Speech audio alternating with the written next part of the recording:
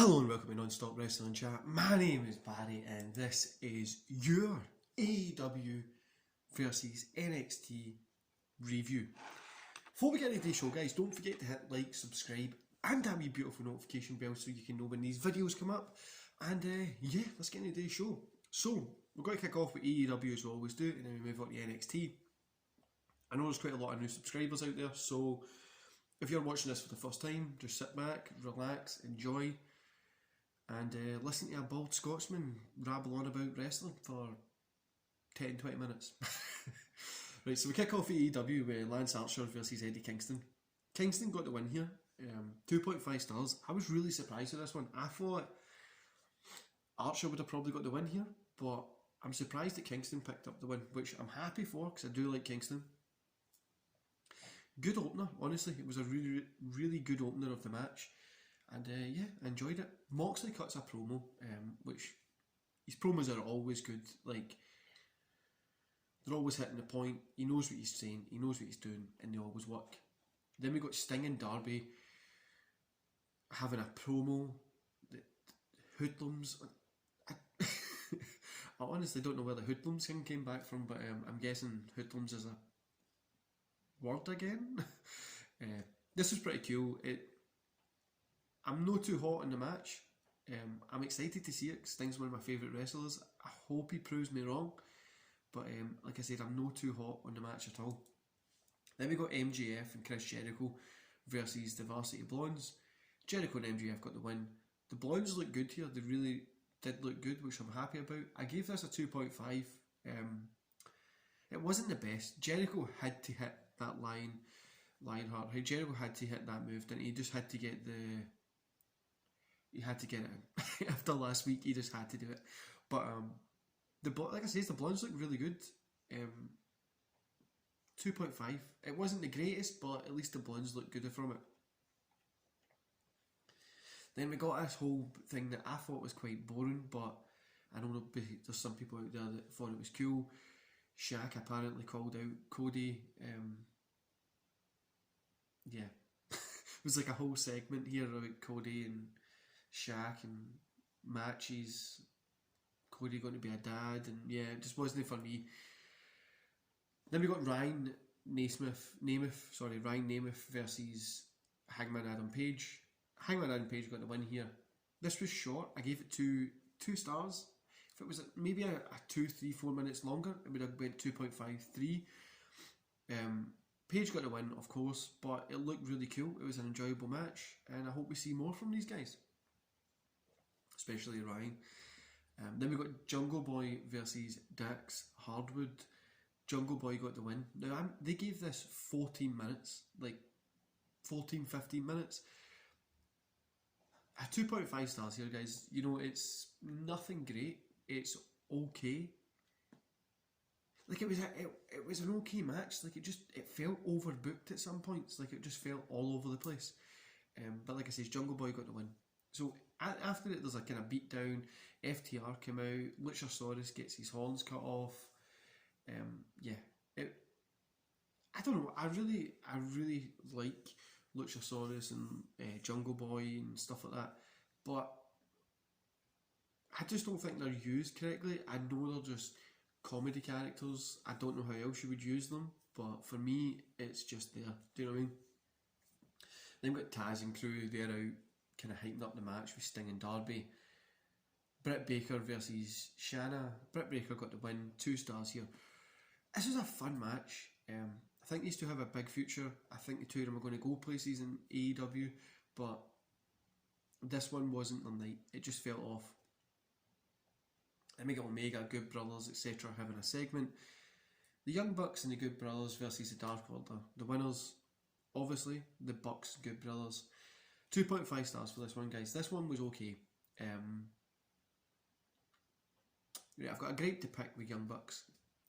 Are they good guys or bad guys? Because it seems they keep flip-flopping about between being good and bad. And it's not like that tweener flip-flop that sometimes they do good things, sometimes they do bad. It's literally like their heels, then their faces, then their heels, then their faces. Like, they literally change what they do more times than the Big Show. But then ring work was good. The ending kind of... No, the ending was okay. Everything was fine. Yeah, nothing... After it, Phoenix, Moxley kind of attack, the Young Bucks and Good Brothers. Obviously, they had a little cool attack at the end there. I really enjoyed it. But overall, guys, 2.5 stars. This was an okay show. It wasn't anything great. A lot of promos, laying seeds for future storylines, some cool in-ring work. But yeah, a lot of it's just laying those kind of seeds for the future storylines. So on to NXT. We got kicked off with Dusty Rhodes Tag Team Classic quarterfinals. Drake Maverick and Killian Dane versus MSK. MSK got the win here. A good start to the show. 2.5 stars. A really fun opening start. Then we got the women's Dusty Rhodes Tag Classic quarterfinal. Aliyah and Kamina versus Dakota Kai and Gonzalez. Obviously Kai and Gonzalez got the win here. 2.5 stars. This had one purpose and one purpose only, to make Kai and Raquel look amazing. And they did. They just beat the hell out of the other people. Then we got like a jobber versus Tyler Russ. Tyler Russ got the win here, obviously. I'm not going to rate this. It was too short and it was just there to put Tyler Russ over. Then we got Dusty Rhodes Tag Team Classic quarterfinals. Grizzled Young Veterans versus Kushida and Leo Ruff. The Young Vets pick up the win here. 3 stars. This was a really fun match. A really, really enjoyable match. I'm happy the Vets got the win here. I'm happy the Young Vets got the win. Couple of segments that didn't do much for me. Just kind of delayed some stories. They're just planting those seeds for the future. Then we got Bronson Reed versus Isaiah Scott. Reed got the win here. 2.5. A good and enjoyable match. Again, nothing amazing. We got a little promo with Tommaso Ciampa. He's cutting a kind of promo in the back saying, you win some fights, you lose some, but you remember the ones that command respect. Thatcher's sitting next to him, who then kind of says, the fight pit changes a man. Out of the anguish and the struggle, respect grows. Ciampa says the Dusty Cup represents opportunity and he promises it will be a war with the Undisputed Era next week. The only thing that, like, so obviously you've got Ciampa and Thatcher here that's teamed up with each other. Then you've got Balor and O'Reilly that have teamed up with each other. So they've had like feuds and then they've teamed up. They must have been struggling for tag teams here, because I'm not saying they're not going to be bad, but like it just felt quite rushed. Then we get Danny Burke and Locran versus Finn Balor and Kyle O'Reilly. Finn Balor and O'Reilly pick up the win here. 3 stars. The finish seemed a little bit abrupt, but the rest of the match was great. After the match was a little bit more cooler. Kyle and Finn kind of come face to face.